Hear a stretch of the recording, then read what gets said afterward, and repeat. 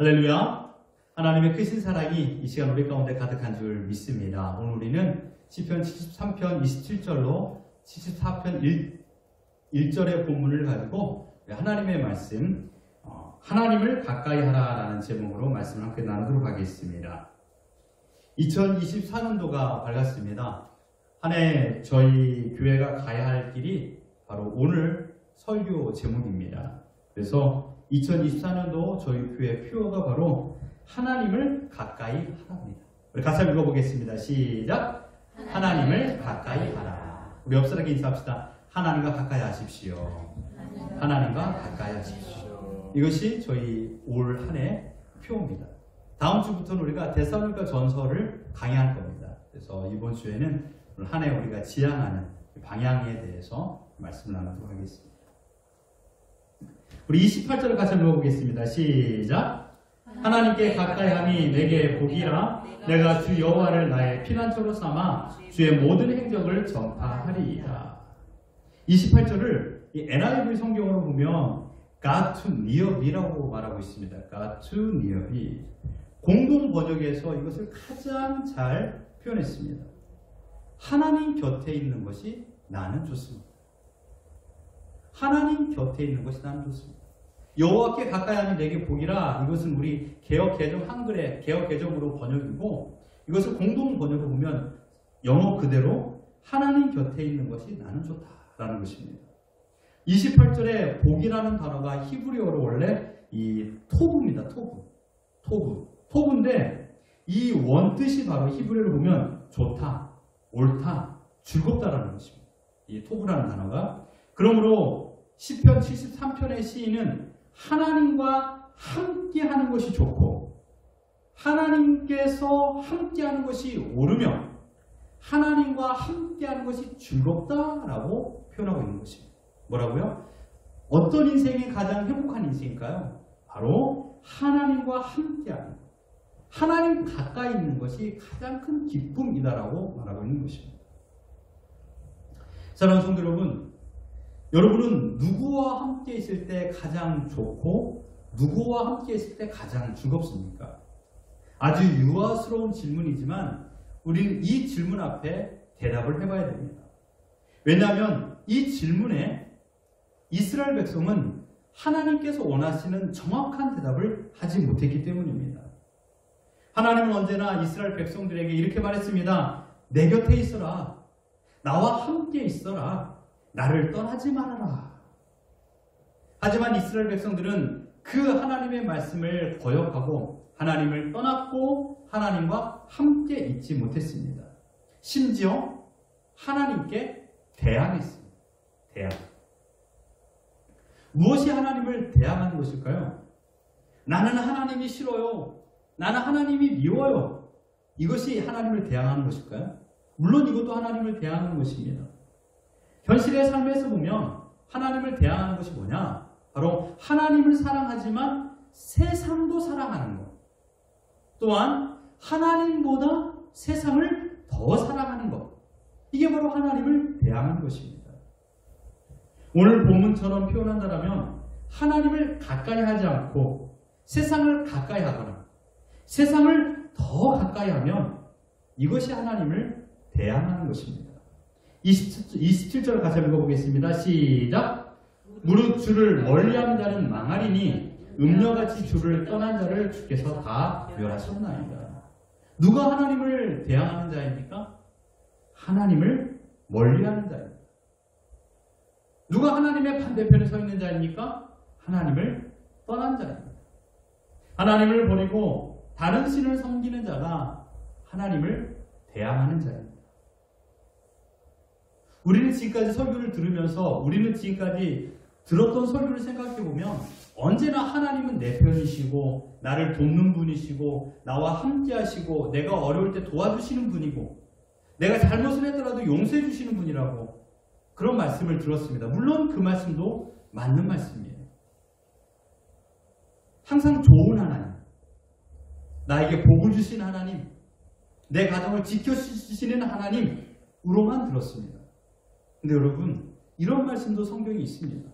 하나님을 대항하는 자에게 하나님께서 어떻게 하시는가? 자, 레위기 26장 23절로 24절 같이 읽어봅니다. 시작.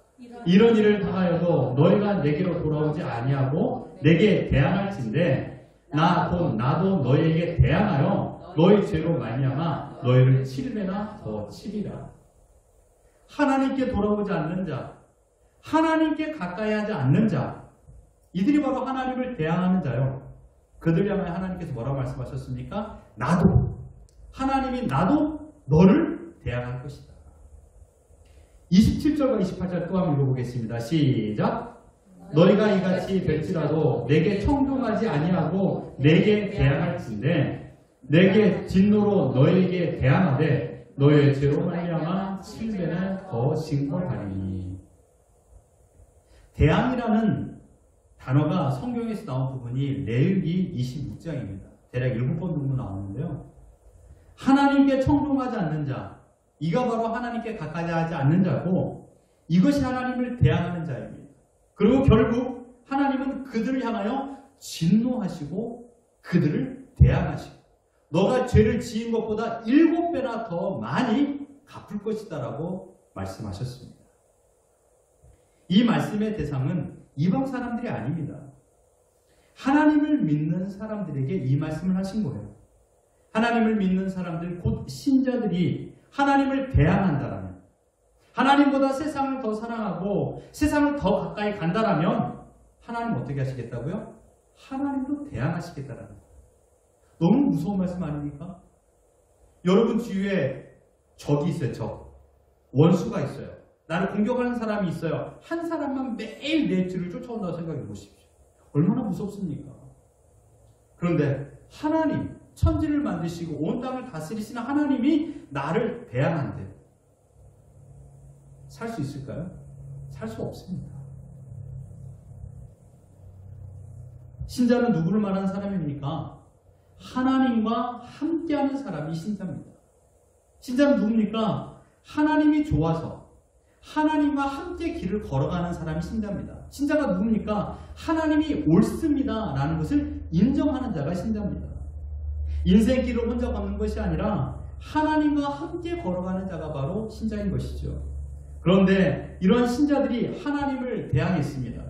레위기 26장 21절 같이 읽어봅니다. 시작. 너희가 나를 거슬러 내게 청종하지 아니할진대 내가 너희의 죄대로 너희에게 7배나 더 재앙을 내릴 것이라. 여기에서 거슬러라는 단어가 눈에 들어오지 않습니까? 나를 거슬렀다. 거슬러. 이 거슬러 아니하였다. 이 거슬러라는 단어가 바로 히브리어로 걷다라는 뜻입니다. walk, 걷다. 너희들이 나와 함께 걷지 않고 반대로 걸어갔다라는 뜻입니다. 너가 거슬러 아니하였다라는 말은 너희가 지금 나와 함께 걷지 않고 반대로 걸어갔다라는 뜻입니다. 이 표현은 하나님과 함께 동행하는 것을 완전히 거부하는 이스라엘 백성의 모습을 우리의 눈으로 볼 수 있도록 시각적으로 표현한 것입니다. 어떻습니까? 여러분 한 주간의 삶에 하나님을 거슬러 반대로 걸어가셨나요? 하나님께서 원하시는 말과 행동, 하나님께서 원하시는 선택, 아니면 반대로 하셨습니까? 이게 바로 하나님을 거슬린 것입니다. 언약의 삶을 거부하는 모습을 거슬렸다라고 표현한 것입니다. 구체적인 행위로 생생하게 표현한 것입니다. 이렇게 하나님의 백성이 하나님을 대항하여 하나님과 함께 걷지 않고 하나님과 반대로 걷는다라면 하나님께서 그때 얘들아 우리 뒤를 쫓아오면서 제발 그러지 말고 나를 좀 바라보고 나를 좀 쫓아오렴 이라고 하셨을까요? 아닙니다. 이렇게 말했습니다. 내가 너희와 반대로 행동할 거야.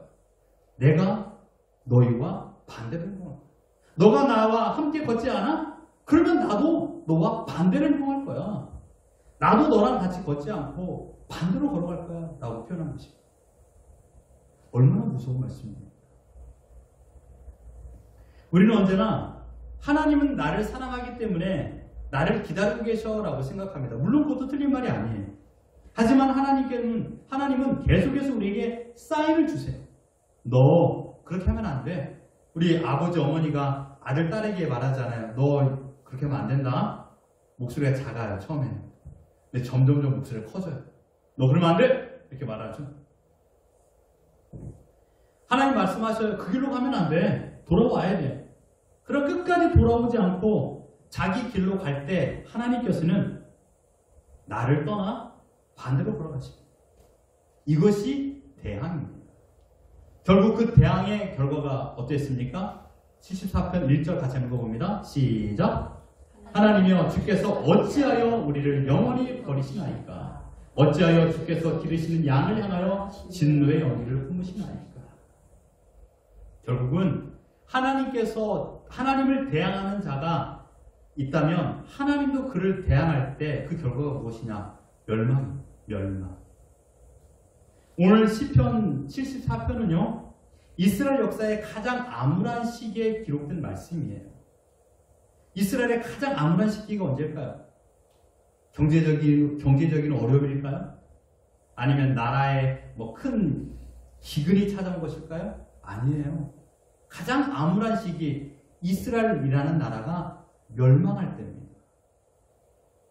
이 시편 74편은 이스라엘이 이 바벨론 왕 느부갓네살 왕에게 침략당하고 멸망당했을 때 이 시를 기록했습니다.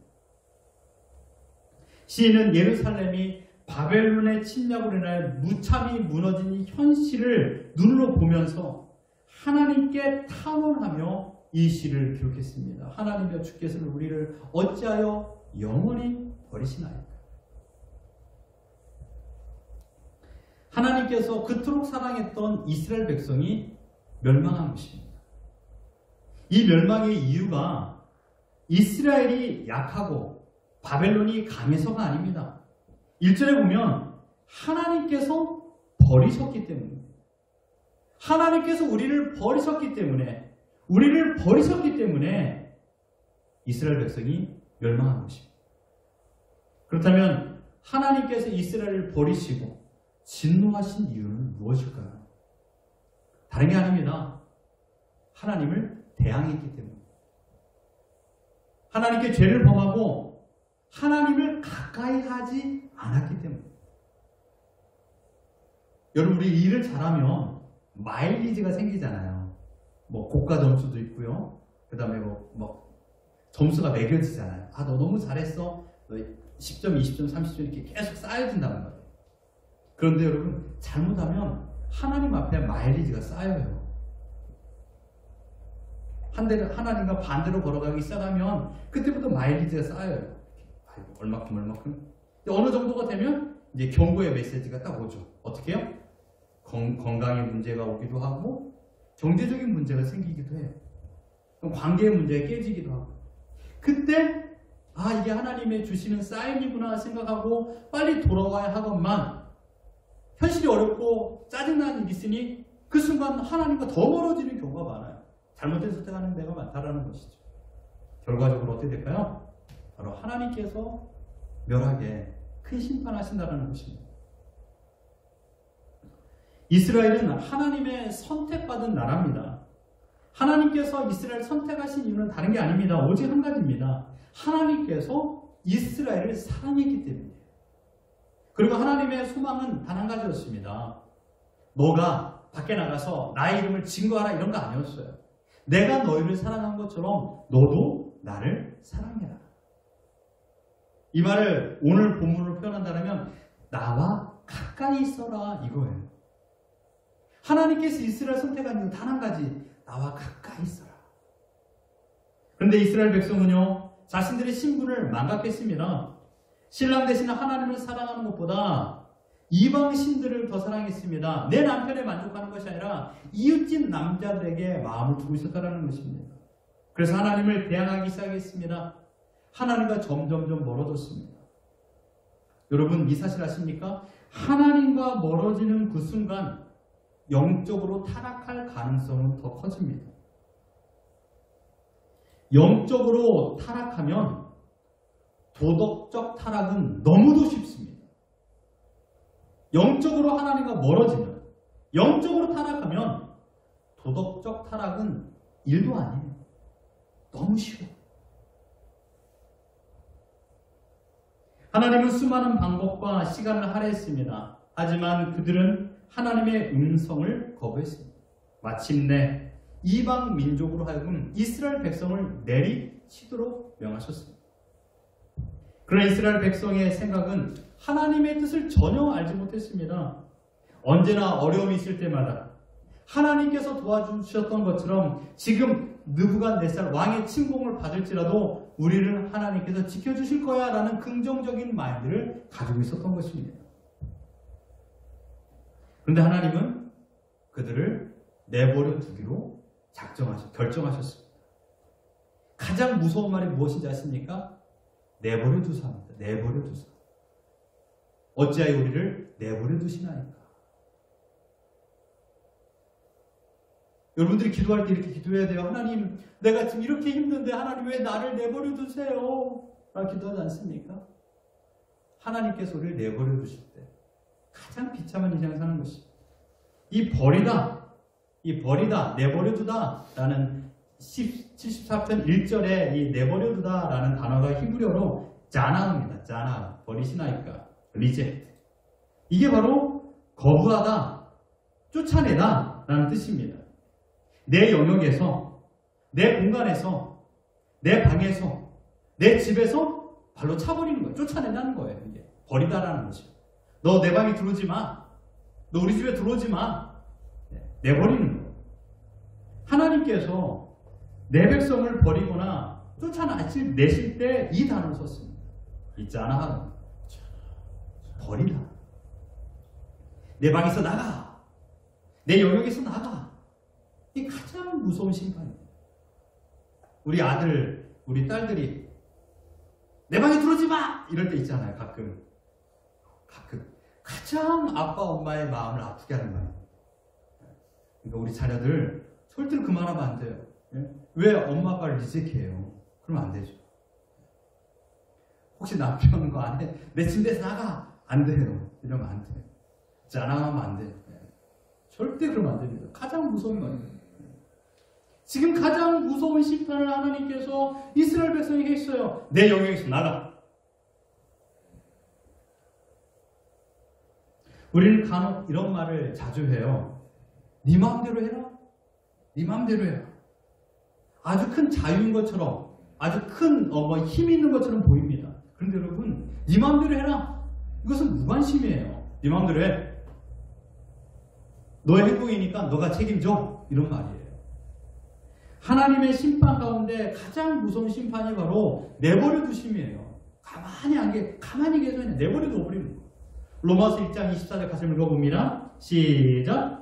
그러므로 하나님께서 그들을 마음의 정욕대로 더러움에 내버려 두시라. 26절 읽어봅니다. 시작. 이 때문에 하나님께서 그들을 부끄러운 욕심에 내버려 두셨으니.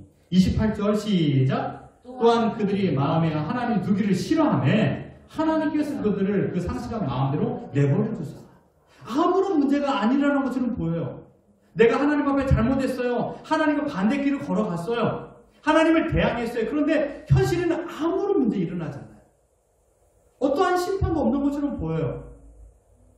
내버려 두고 있는 시간일 수도 있습니다. 하나님께서 지금 내버려 두심으로 심판하는 것들이 내 눈에 보이지 않습니까? 이것은 하나님께서 인류를 다스리는 두 가지 큰 기둥의 한 가지입니다. 첫 번째는 선택이요, 두 번째는 유기입니다. 선택은 초이스고 유기는 리젝이에요. 내버려 두다라는 것입니다. 이스라엘 백성을 하나님께 선택해서 선민 삼아서 하나님 다스렸지만 하나님을 대항하고 떠난 그들을 향하여 하나님은 두 번째 세상을 다스리는 방식대로 그대로 적용했습니다. 어떻게요? 내버려 두셨어요. 어떤 사람은 내버려 두시면 좋아할지 모른다고 생각합니다. 철없는 자녀들은요, 부모의 간섭을 싫어해요. 자기 마음대로 하기를 바래요. 내 시간이니까 내 마음대로 하고 싶어요. 그럼 부모님들은 계속 방 문을 놓고 합니다. 간섭하는 거예요. 너 잘하고 있니? 너 잘하고 있니? 간섭하는 거예요. 근데 이 간섭이 싫어서일까요? 아닙니다. 사랑은 간섭이에요. 여보 밥 먹었어? 여보 뭐해? 그만 좀 물어봐. 가끔 그럴 때도 있죠. 그만 좀 물어봐 막 이럴 때가 있어요. 여러분 관심 없으면 물어보지도 않아요. 관심 없으면 물어보지도 않고 그냥 뭐 하든지 뭐 잠을 자든지 뭐 하든 신경도 안 써요. 무관심이에요. 내버려 두는 거예요. 그 순간. 사랑하니까 간섭하고 알고 싶은 겁니다. 예수님께서는 가룟 유다에게 여러 번 간섭하셨어요. 그래서 가룟 유다는 어떻게 했습니까? 끝내 제 갈 길로 가고 있습니다. 그때 마지막에 예수님께서 말했어요. 그래, 내가 하고자 하는 대로 해라. 이게 자유일까요? 아닙니다. 예수를 팔고 가룟 유다는 후회했어요. 그러나 하나님께 주님께 돌아오지 않고 통회하고 끝내 자살로 생을 마감합니다. 내버려 두시면 자유가 아니라 심판입니다. 여러분 잘 들으십시오. 지금 하나님 없이 자유와 평화와 행복 그리고 성공이 있습니까? 아무리 많은 죄를 범하여도 하나님께서 나에게 심판하는 것이 전혀 느껴지지 않나요? 혹시 오늘 말한 것처럼 내버려 두시면 아닐까요? 어찌하여 우리를 내버려 두시나?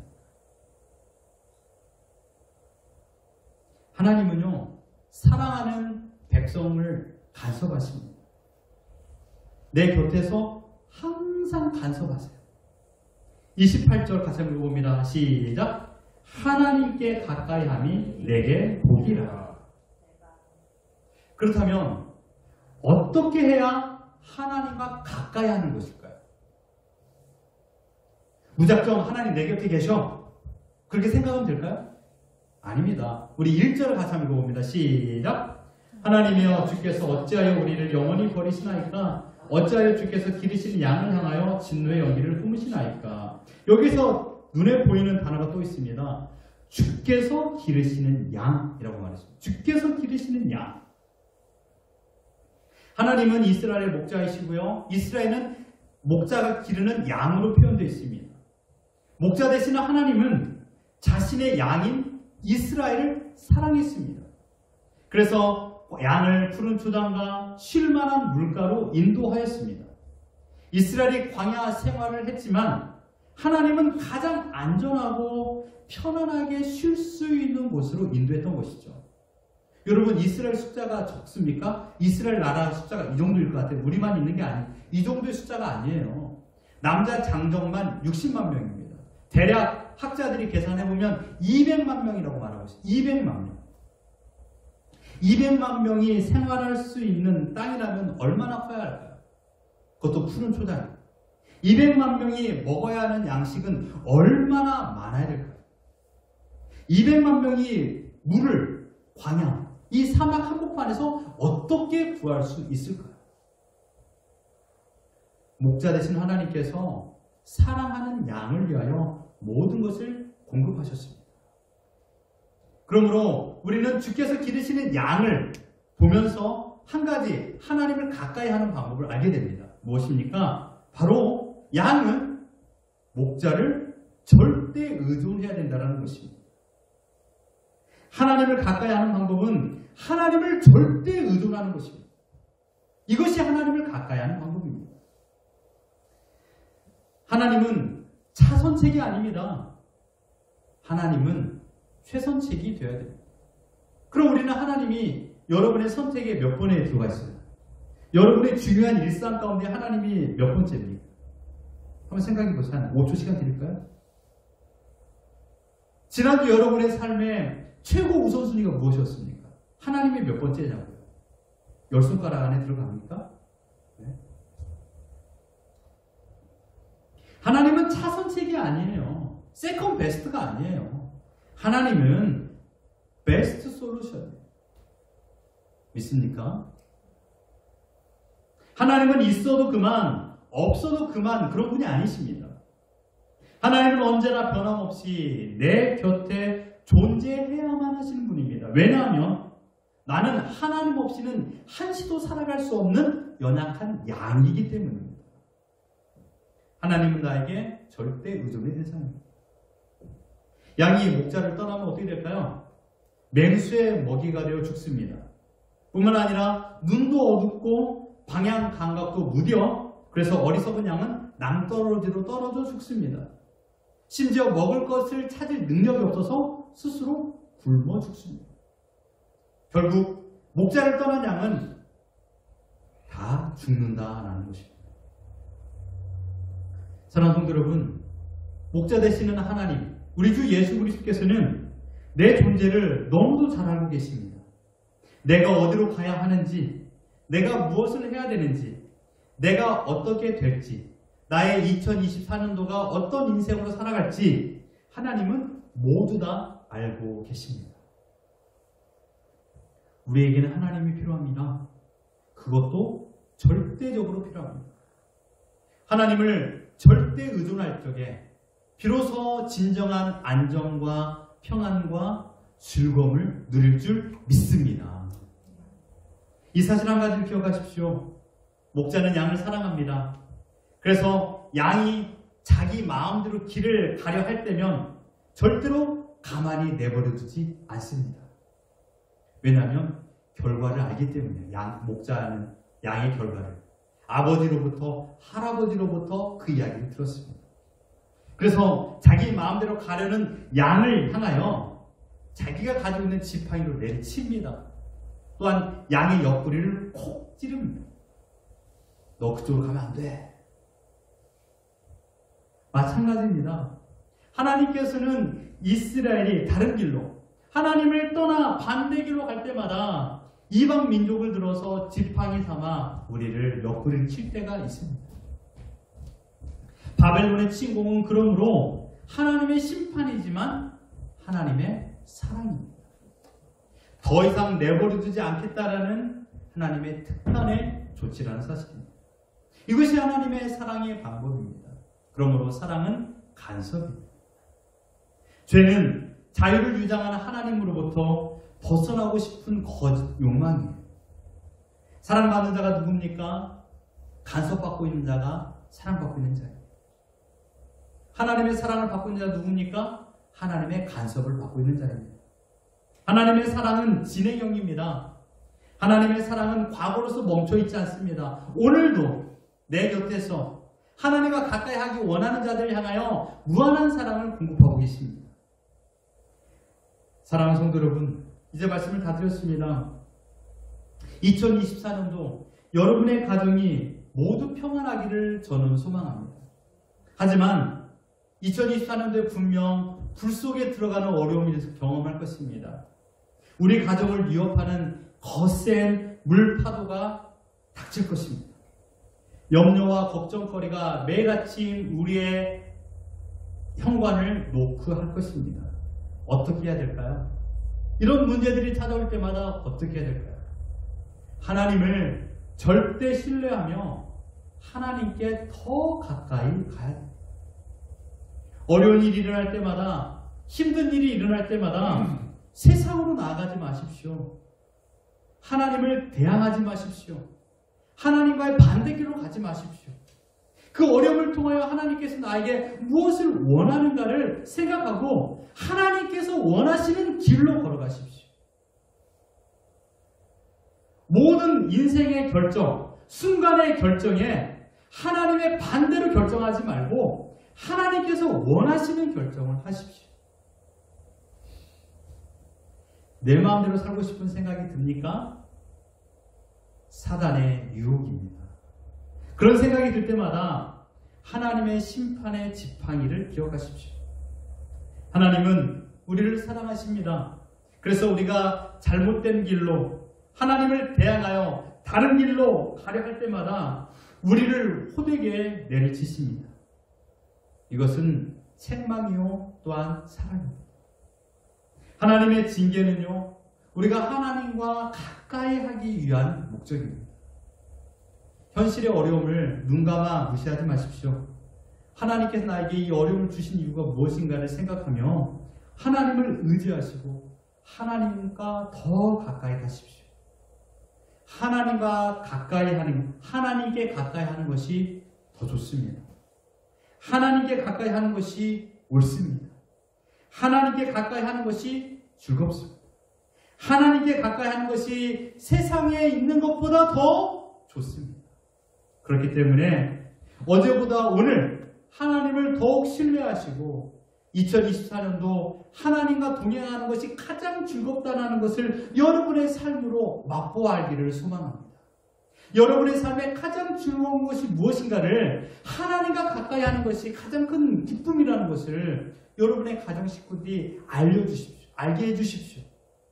내가 하나님과 가까이 함으로 말미암아 진정한 평안과 안식을 누렸다는 것을 만방에 보여주십시오.